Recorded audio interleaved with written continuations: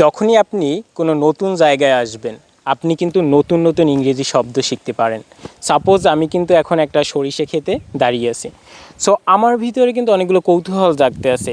সরিষা ফুলের ইংরেজি কী, একথোপ সরিষা ফুল একে ইংরেজিতে কী বলা হয়, এরকম অনেকগুলো নতুন শব্দ কিন্তু আমার মাথায় ঘুরতে আছে, কিন্তু আমি এগুলোর ইংরেজি জানি না। সো আমি কিন্তু এগুলো শিখতে পারি।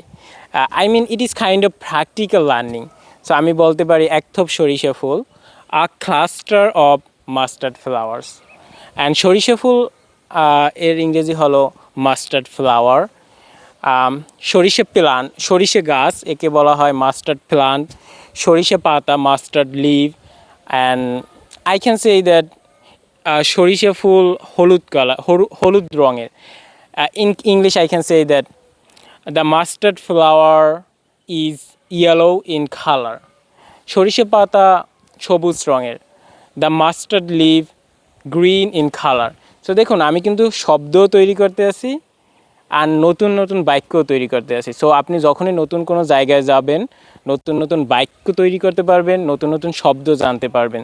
সো নতুন কোনো জায়গায় যান এবং নতুন কোনো জিনিস নিয়ে ইংরেজিতে কথা বলার চেষ্টা করুন, ডিসক্রাইব করার চেষ্টা করুন। এটা আপনার স্পিকিং ইংলিশ ইনহ্যান্স করবে। I hope that. Have a good day, take care yourself.